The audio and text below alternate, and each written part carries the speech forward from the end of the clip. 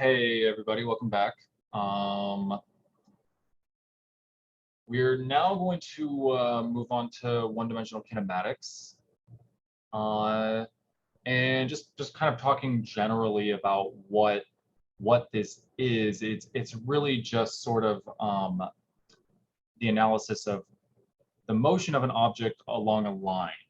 And all throughout this lecture, I'm going to just take that line to be the x-axis, though it doesn't have to be, right? It could be more general. It could be the y-axis. It could be the z-axis. It could be, some diagonal line. But for definiteness, it's just going to be x. I think you'll see why I am stressing this when we get to two-dimensional kinematics, which is next. So anyway, to get started here, the first thing I want to do is just kind of give you a quick table of the symbols we're going to be using, because obviously this is important, I think, for you to follow along. But no, I don't need any help. Thank you. Well, that's debatable, perhaps. Anyway, let me just put this in here. Okay, so this is a little table with the symbols we're going to be using and what they mean. So you'll see that x is just position, right? So this could be a point on the x-axis. It could be, x is -5 meters or 22 meters or whatever, right? And usually we'll write just x, but it's sort of implied often that x is a function of time. So, I might go back and forth between the two notations for whatever reason it is that I do the things I do. X naught, right, is this, and that's going to be the initial position of our object, right? We're going to probably just be thinking about particles for the most part. And this is just saying, like, well, the x value is x naught at time t equals 0 usually. Acceleration, this is denoted by an a. We'll talk about this in more depth later. For the time being, all you really need to know is that it's denoted by this a. And it actually does correspond more or less to, I think, what your intuition about acceleration is. Time, this is pretty obvious. I think it's just the time. Usually this will start at 0 and just assume positive values and will increase, right? Velocity, or velocity is a function of a time, kind of the same thing. I think that probably everybody has an idea of what velocity is too, but we'll define it in a little bit here. And v naught, this is usually taken to be our velocity at time t equals 0, much as x naught is taken to be our position at time t equals 0. Okay, so let's see. I actually meant to put this here. Let's fix that. Cool. So I want to also talk about dimensional analysis, because I think this is a really useful thing to think about that isn't maybe stressed so much sometimes in intro classes. And this is just the idea. Let me put this in the document, but the big idea here is that only certain combinations of the quantities we just discussed are physically meaningful. And I think that this is best covered or sort of demonstrated with an example. But before I do that, I'm just going to also talk about dimensions and units more generally. So let's look at what the dimensions of all these things are, right? So I'm going to write square brackets to indicate that I am thinking about the dimensions of something, right? So it's perfectly legal for me to write something like this. This is just saying that the dimensions, or I should say the dimension of x is the same as the dimension of x naught, and that's going to be a length. That's what this big L represents. The dimension of acceleration, well, dimensions now, and we'll see how this works later, but this is just going to be a length over a times squared, and that might seem a little weird to you, and it is kind of weird, but it's just sort of, as we'll see later, a mathematical thing, so our equations will work for us and give us what we expect. This is pretty, I think, obvious, but the dimensions of time are obviously time. That's what the big T represents. And the dimensions of velocity are the same as the dimensions of initial velocity, and these will be length over time, like so. Let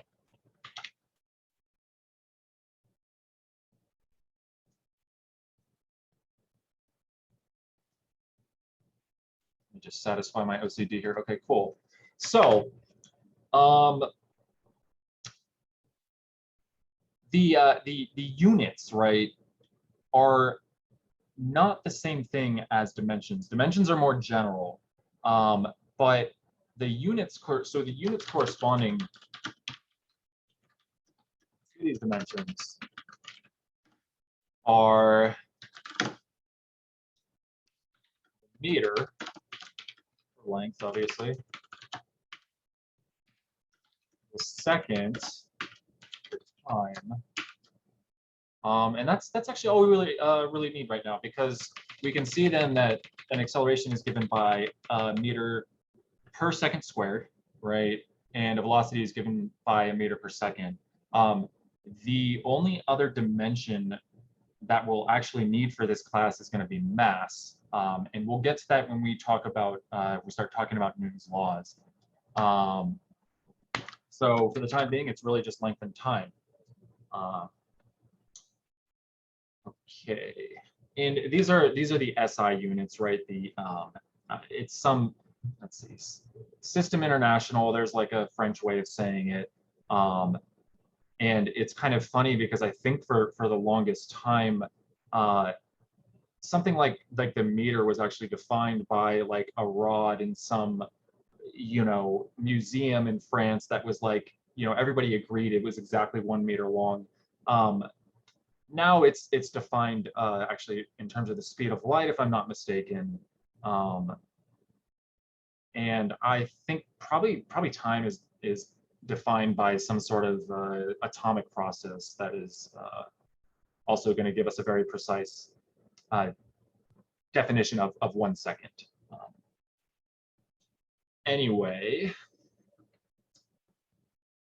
so let's look at this example that I have here.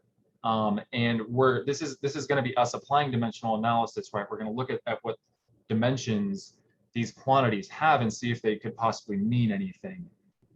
So starting with the first one,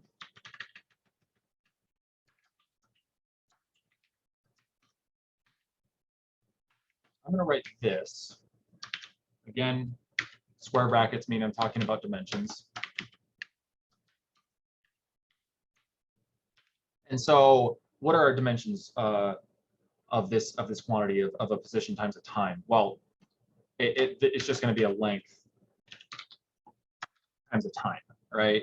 And this doesn't really correspond to any of these quantities that we sort of use as our reference for what's physically meaningful. So I would say that this is not physically meaningful. Cool. So then let's look at this other one here. Now we have an acceleration divided by a position. And we just gotta fill this in. So we're gonna have a length over a time squared times 1 over a length. And this just gives us 1 over time squared, which is also, I think pretty obviously not physically meaningful based on these quantities here. Okay, the last one, right, is going to be, and I hate it when it does that, a velocity times a time squared. Okay, let's see what we get here. So this is going to be a length over a time times a time squared. And we see that a factor of time in the denominator cancels, right? So we actually end up with the same thing we had for the first one, which we found to be a length times a time, and we decided was not physically meaningful. So none of these are actually physically meaningful quantities. I just kind of picked them at random to show you how this process works. So that's that. There wasn't really much forethought that went into this, but still a useful exercise, I think. Let me just format this the way that I like. Cool. There we go. Okay, so now we're going to get on to defining some of these things. So the first thing is a displacement, right? And I am going to define a displacement.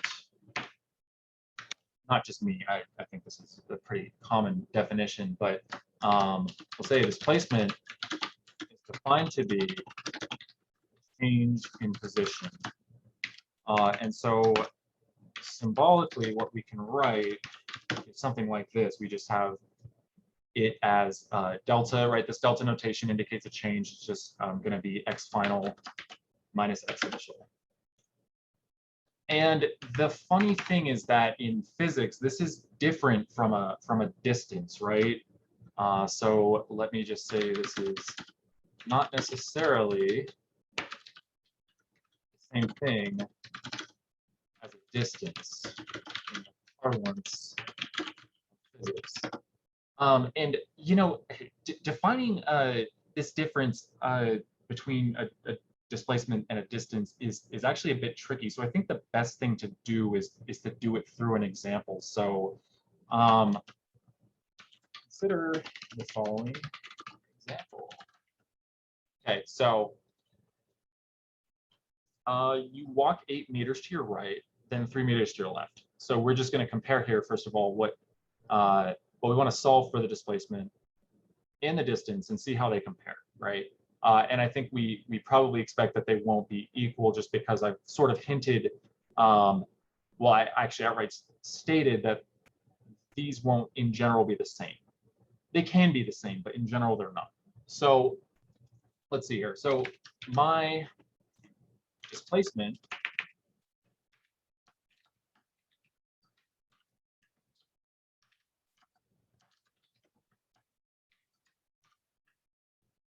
will be my, I don't even need a fraction there, my final position minus my initial position, right? So this is going to be, I mean, I can write out the math, I guess, but I think probably we can all see that it's just going to be 5 meters, right? Because it's like I add 8 meters to my initial position, which I'm taking to be 0, and then I'm subtracting from that 3 meters. So I find myself after however much time this took to be at 5 meters from where I started. Okay. Hopefully that's pretty straightforward. So then we want to talk about now the distance, and the distance I'm going to call d just to keep it separate. And this is going to be the sum of my individual, well, it's going to be the sum of the magnitude of my individual displacements, right? So if I wanted to write this out, I would write something like this. So the absolute value of 8 meters, because my first displacement was 8 meters, right? Plus the absolute value of -3 meters, because my second displacement was 3 meters to the left. And this actually works out to be 11 meters, right? And so I think that just to reiterate this, right, because this is important, this example shows that in general, delta x is not equal to d. And don't get too hung up on the fact that I'm using d here to symbolize displacement. This is not necessarily a canonical way of denoting it. And I will use d also to denote displacements. And I think it'll probably be clear from context which I'm referring to when we get to that. So cool.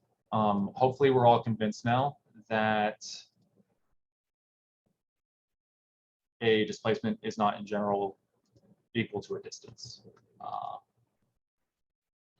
Okay. So we want to talk now about velocity. And similar to how we defined a displacement, we can think of a velocity. Let me write this in one dimension.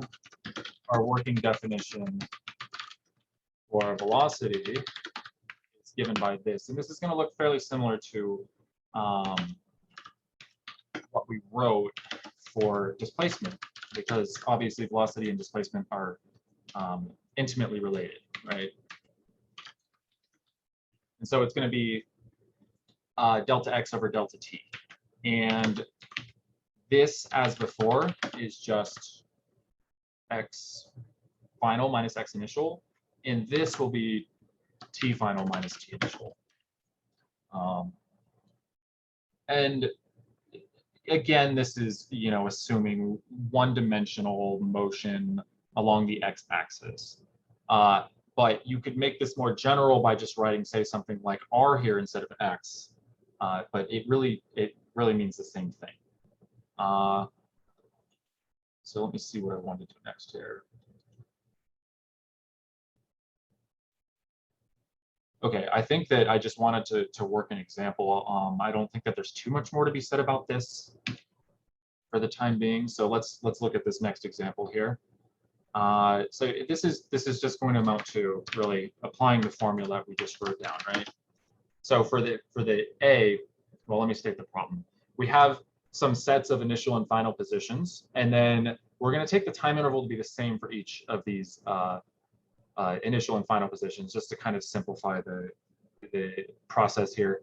So let's just see how these velocities compare.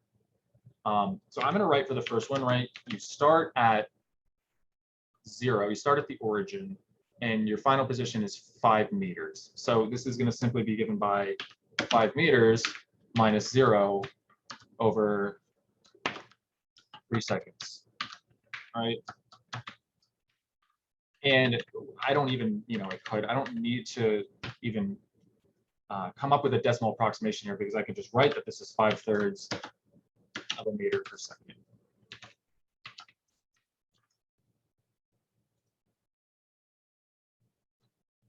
Okay, cool. Let's see. So then for B here, we're just going to do the exact same thing, but obviously now we have something different in the numerator of the expression. And we're going to write 3 meters minus -2 meters. And we're actually going to find the same thing, it looks like, right? Because 3 minus -2 is 5. Time interval is the same, so we have that this is also 5/3 of a meter per second.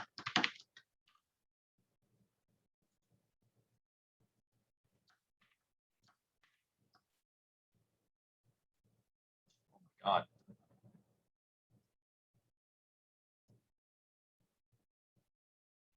There we go. Cool. Then the final one here. Same idea, right? I think by now you're probably pretty comfortable with this, but we'll just finish it up. So we're going to have -2 meters minus 3 meters. And again, the time interval is 3 seconds. So now we wind up with negative 5/3.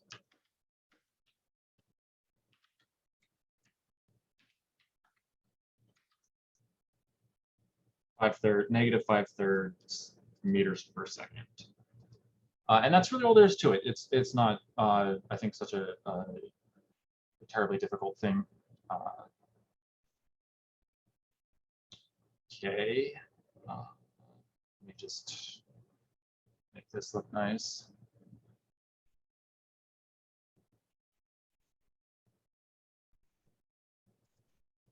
That didn't work.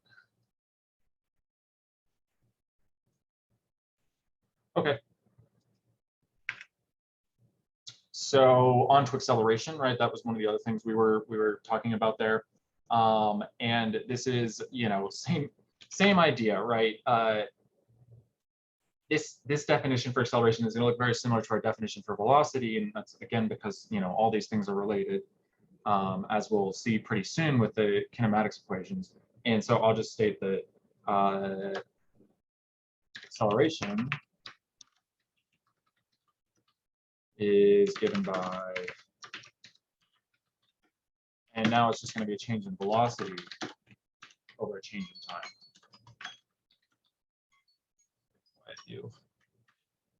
And to write this out explicitly, v minus v initial over t. Let's see here. So then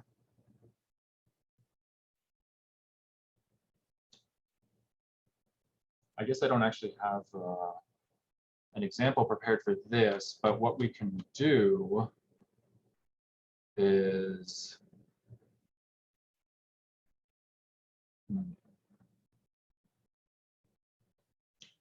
just I'll work one out. I'll just make a quick one up. So it's going to be example 1.4.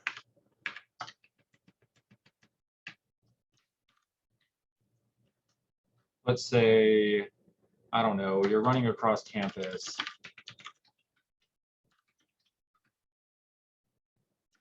Late to class, as usual. No, I'm kidding. And I don't know, you realize that you have to run faster if you want to make it to class at a reasonable time.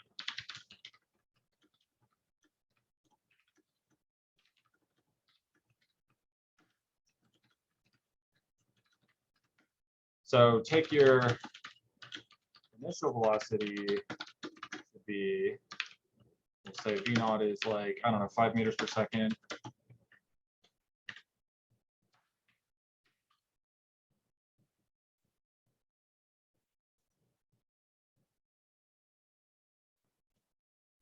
And your final velocity will be 8 meters per second.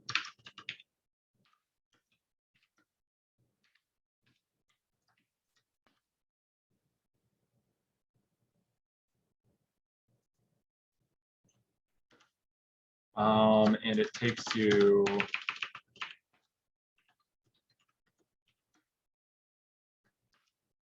4 seconds to accelerate.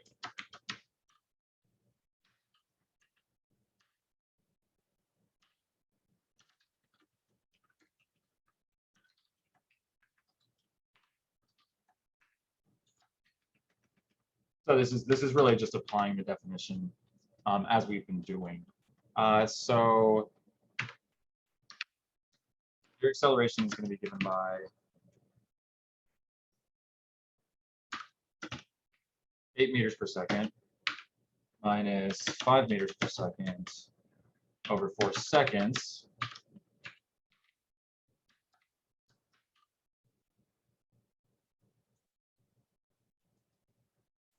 You need to figure out a way for it to just not make this stacked fraction when I type certain things.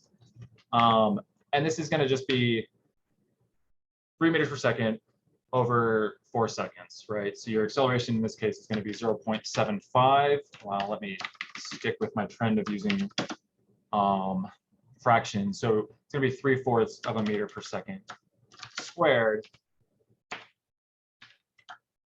But obviously that's equivalent to 0.75 meters per second squared. Okay, cool. So there's an example. We did at least one. Okay, so now we're going to get on to the kinematics equations. I am going to just state these and maybe give you an idea of how you could derive them, but I won't derive them because I don't think that there's necessarily a ton of value in that. So see, our guiding equations are going to be this one. This is just for position as a function of time.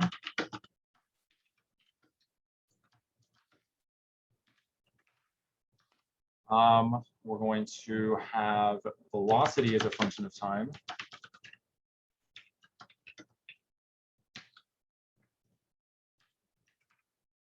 Velocity squared as a function of, well, it could actually, you'll see that it could either be your acceleration or your displacement.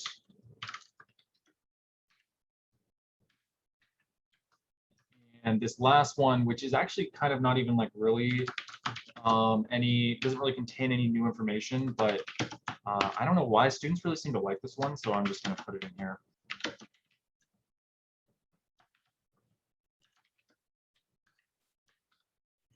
And we can rewrite this a little more suggestively. I'm going to just call this quantity here in parentheses the v plus v naught all over 2. That is just an average velocity, right? So I can just write this as vt, and I want to put a little bar over v that's going to indicate that it's an average value.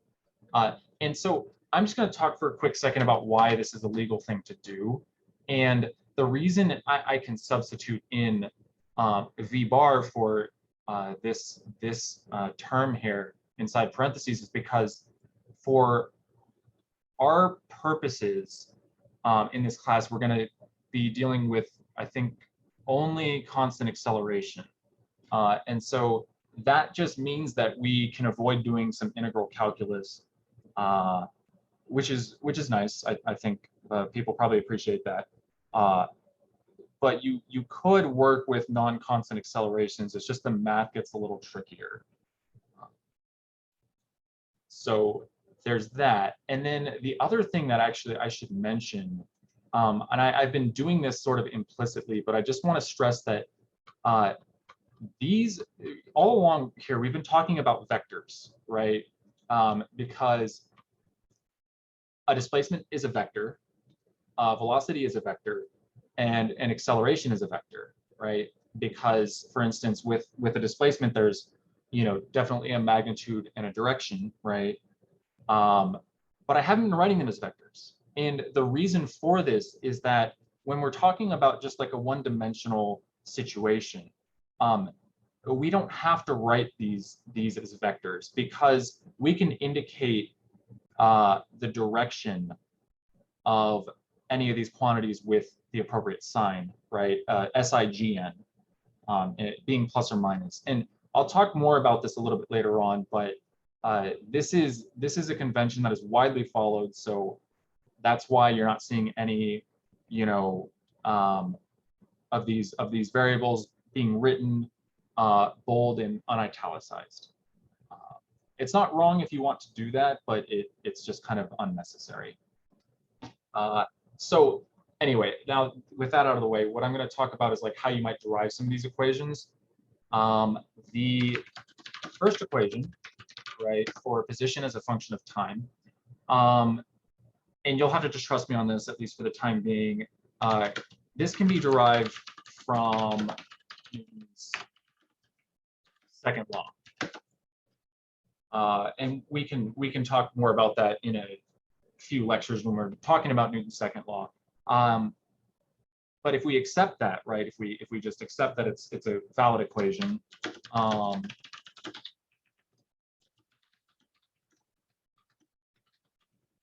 we can take the derivative, right, of it with respect to time. And here's a chance for me to use this notation I was talking about, right? This x dot notation. Well, it doesn't have to be x, it's just dot notation in general, right? And this, right, I just plug in the equation. And what do you know? What pops out is our second equation there, right? Because this is a constant, so it just goes away when we take the derivative. This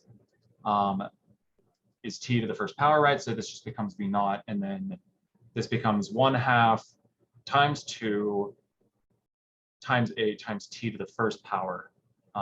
And so we just obtain the second equation there, okay?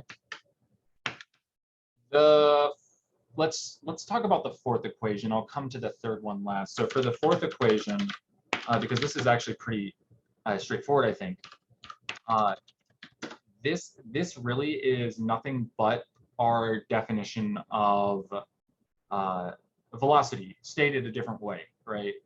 And so I should say average velocity, but I think you get the idea. So if I want to write this maybe a little more suggestively, I can rearrange this equation to write something like x minus x initial, which of course is just delta x, right? Equals vt, and I'll write this as delta t. Same thing. Just I want this to match what we wrote before. And remember, this is an average velocity. And so what we find here is that an average velocity is given by delta x over delta t. And so the fourth equation is really just something that follows directly from our definition of velocity, as hopefully you can see here. Okay, now for the third equation. How do we derive this? I think what we do is, for the third equation, we solve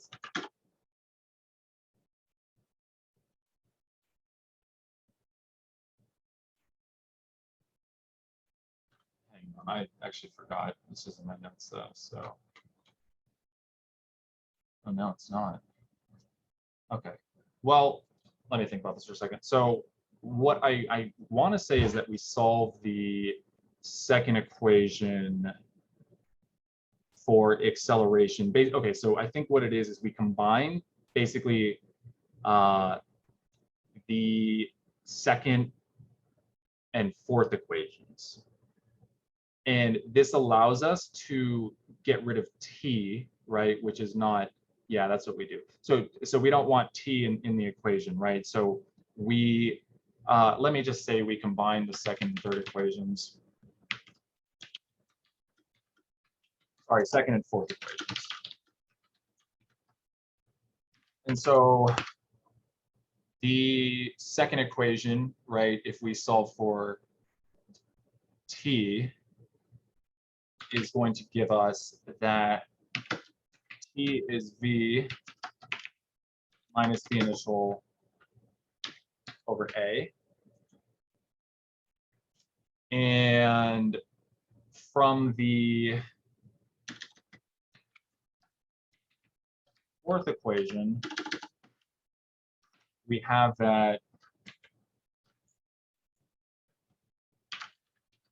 delta x is given by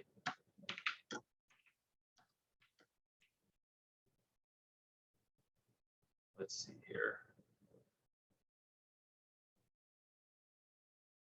Yeah, it's given by v plus v initial over 2t. So we just take this time and we plug it in here. And that would give us this equation. So I suggest that if you want, this would be a good exercise, is to just try it. and make sure that it works. And then if it doesn't, you know, complain to me, and we'll get you sorted out. But I'm pretty sure that that's what we would do here. Okay, cool. Anyway, it's not super important to derive them, I think, because I think that at this point we kind of just trust that they, I mean, I trust that they work at least. You know, I've done far too many problems in kinematics to doubt that they don't work. Okay, so I want to do a couple examples here. And this one is got a few different parts, but you know, we've covered a lot, I think, in terms of materials so far. So I want to make sure that that's all good and making sense. So let's go through and just work this out.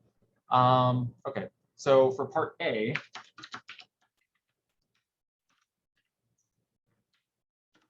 so we're given, right, an initial velocity, a final velocity, and a time interval. So this is just going to be us applying our definition of acceleration again, right? So we can say that A is given by our change in velocity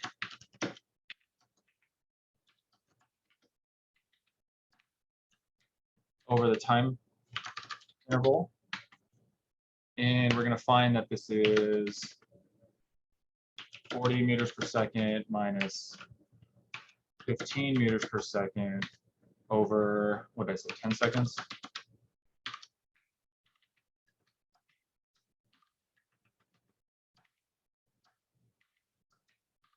This is actually 25, my bad. I was thinking about what they actually work out to be when you subtract. So we're going to find that this works out to be 15 over 10 meters per second squared. And this is just 1.5, right? 1.5 meters per second squared.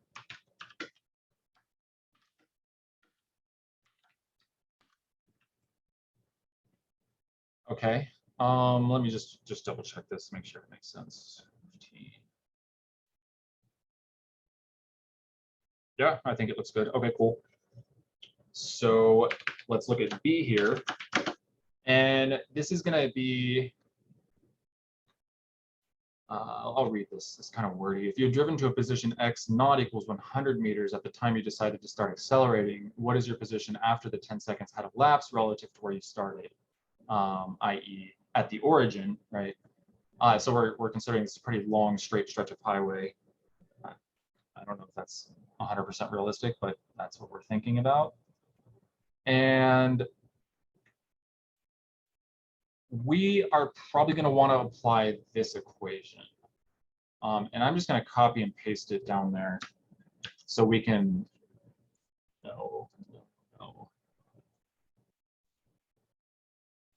have it to work with. So let's see here. It really is just a matter of plugging in the values. So we're going to write that this equals x naught plus v naught delta t plus 1/2. And now we have the acceleration, right? We just solve for that so we can get a numerical value here. I might, let's see here. I'm just going to give you the numerical value. And then you can check to make sure that that's what you get.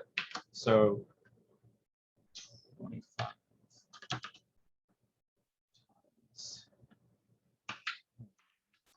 plus.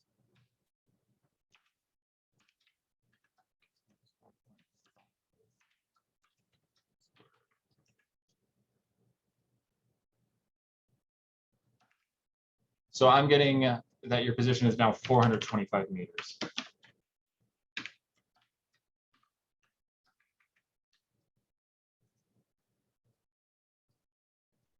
Okay.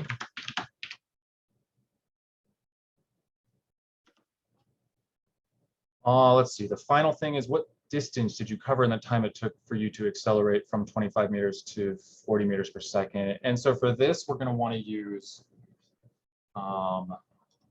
this equation. I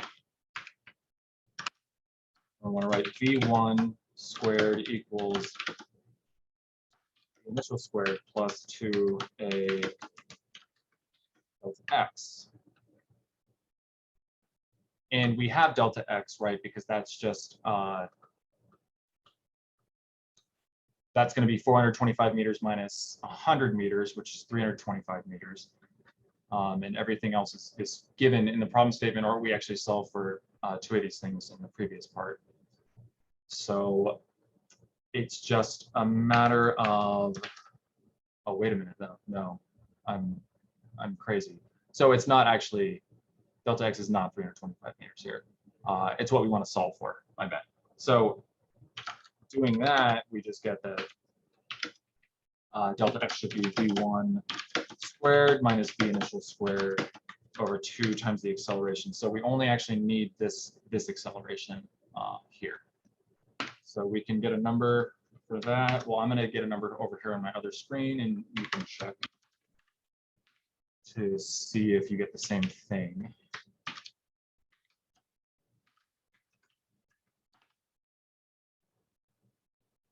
Oh wait, I'm okay. I'm tired. Okay, so it is 325 meters. But hey, we confirmed that, right? I guess that is not something we actually even needed to calculate because we have it here. I confused myself. But it's good. It's a good check, right? It shows that we're being consistent here. So, okay, just pretend that that didn't happen. I mean, don't pretend that physics is not consistent, but pretend that we didn't decide that it was based on what just happened.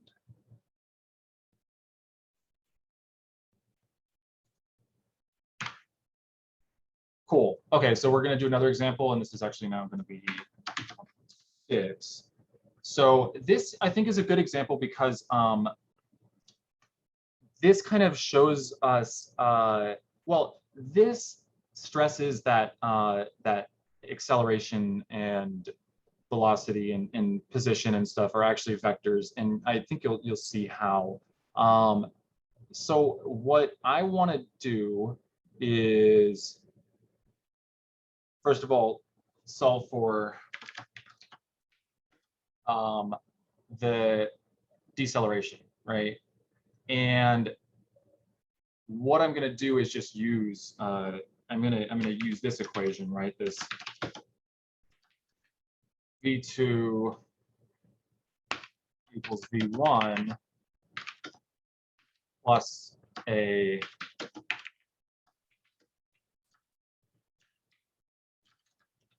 delta t. Though I want to solve for the magnitude, right? I don't know why, it's just what I want to do. And that's fine. And actually, I would stress that you do this also as you're going through and solving problems, because this is going to, you know, for the time being, it's not super important. But when we start talking about Newton's laws, we're basically going to always be working with positive quantities, and we're going to indicate their vector nature with the appropriate signs in our equations. So to sort of give you a taste of that, I'm going to write the equation like this, with a minus sign instead. And what we'll find is that this gives us the correct magnitude of acceleration, as opposed to the vector, right? And the only difference is, again, is the sign, the SIGN, right? So this is just a matter of rearranging this equation, and we are, you know, indeed going to find that this looks very much like our definition of acceleration. And it's good that it does. Except there's a minus sign out in front, right?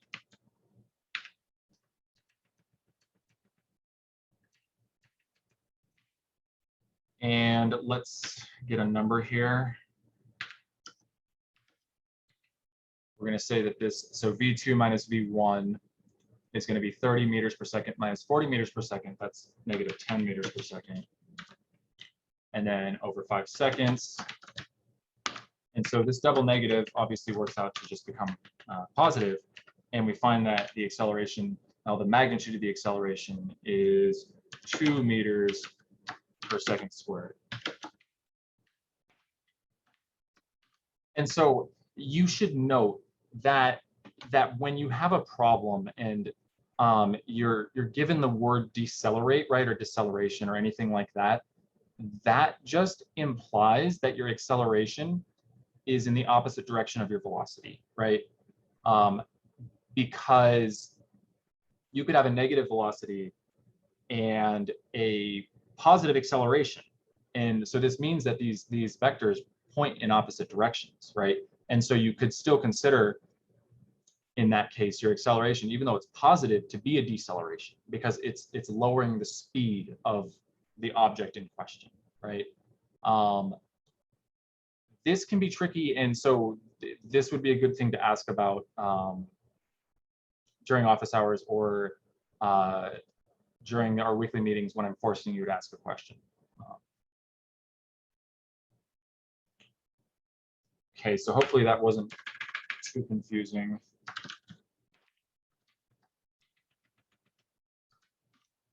Let's knock out this other part here. Okay, so we want to solve for the distance or displacement. They're the same thing. The car covers over the 5 seconds. And that again, well, we could just use this equation, right? So we have everything we need now. So let's do that. We can just basically borrow that result from the previous problem. And that's one of the beauties of working symbolically, right? Which I'm going to stress everyone does, or should, rather. Okay, so we just want to say, okay, v2 squared minus v1 squared over 2a. And I'll do this over here on my other screen. But as usual, just check to see. Although, you know what, I should have actually switched the order here. So this is, I'm sorry, this is going to be v1 squared minus v2 squared.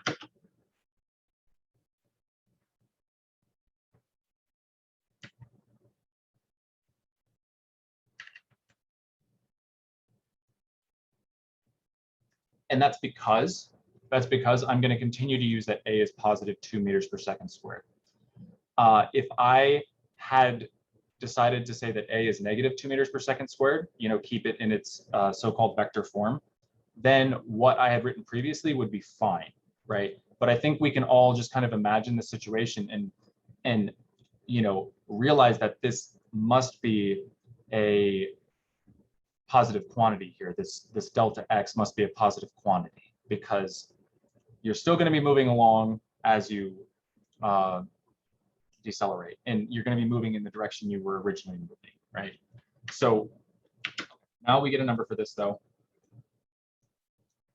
It's going to be 40 squared minus 30 squared divided by 2 times 2. And so you're going to cover 75 meters, which is a pretty long distance, right? So, you know, you might end up getting a ticket here, but at least we were able to solve for the distance, right? That's important. So the last thing I'm going to do for this topic, and we'll look at some more in-depth examples when we talk about motion. Vertical motion, right? Motion in the y direction. But I didn't want to go too crazy at first. I just want to mention that something that they seem to think is very important is that you are able to look at graphs and sort of interpret what they mean as far as kinematics goes. I personally don't think that's super important, but I'm going to touch on it, and I might give you like a quiz question on it or something. But I don't. This absolutely would not appear on an exam. Probably not even on a homework assignment. So, you know, don't worry too much about this. So what I want to just kind of point out, though, is that if we have a plot of position, function of time, we can identify the slope of this plot with the acceleration of the object we're considering, right? And this kind of just follows from the fact that, as we stated before, right, that that the first derivative of position with respect to time is velocity, and furthermore, the second derivative of position with respect to time is acceleration. But it can be very tricky to look at a graph and kind of, look at a graph of x versus t and then try to say something about the second derivative of x with respect to t. So we won't really even touch on that. But I just, as I said, wanted to point out that this is something we can do. We can look at, for instance, this plot, which is what we're gonna do. We're just gonna do a quick example here. And before I do that, though, let me just put this down too. Additionally, as I said, we can identify the slope of a velocity of a plot of velocity as a function of time with the, see, I wrote the wrong thing here. I'm having problems. This should be velocity. I apologize for that. Okay, so now it is acceleration.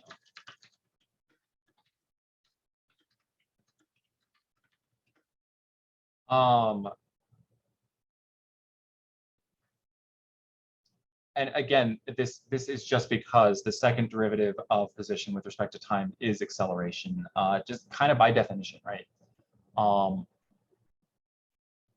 And so let's look at the example that I have then, and that'll be it for this lecture. This is just a position versus time graph, right? And we want to figure out what the velocity is at time t1 equals 18 seconds. And you might be thinking, well, that's a pretty random time to determine the velocity at. And I intentionally chose a fairly random time because the slope here, right? If we look at this interval from 0 seconds to 20 seconds, the slope here is constant, right? It's one value. And so it just amounts to solving for the slope, right? Because the velocity is going to be constant from 0 to 20 seconds. So solving for the slope, right, over this interval, we could write something like this. We could write delta x over delta t. This is exactly what it is going to be given by, so at 20 seconds, right, we have the position is 100 meters. And at 0 seconds, the position is 50 meters. And the time interval is just 20 seconds.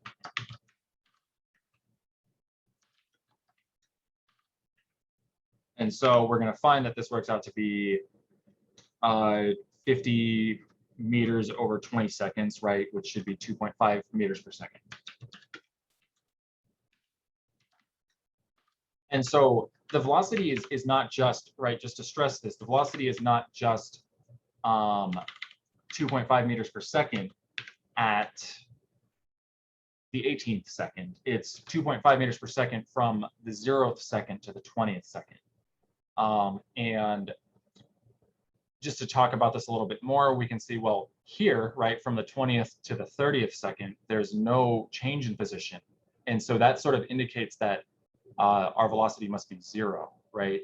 Because for a horizontal line, if we're talking about a plot of position versus time or x versus t, the derivative of x with respect to t here is simply 0, because there's no change in x, right? And so to just kind of talk about this particular plot a little bit more, we could say that the velocity here is 0, and we're not going to solve for it, but you can if you want as an exercise. We see here that the for this last little time interval, the 10 seconds from 30 to 40 seconds, the position is actually say decreasing, right? Because you're now going from 100 meters to 0 meters. And so what that implies is that our velocity over this last time interval, these last 10 seconds here, is going to be negative, right? And so it might be, as I said, a good idea for you to just work that out on your own and make sure that it gives the expected result.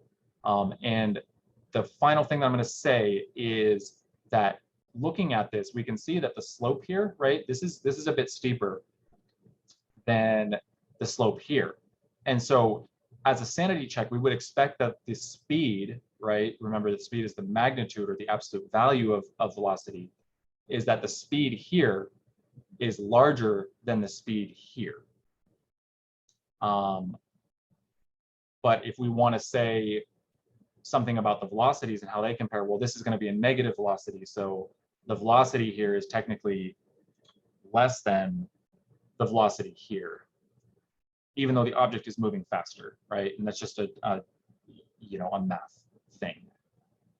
So let me just format this the way I like. And that's it for this lecture. Next lecture, we're going to be talking about free fall, and then we'll move on to projectile motion. So I'll see you then.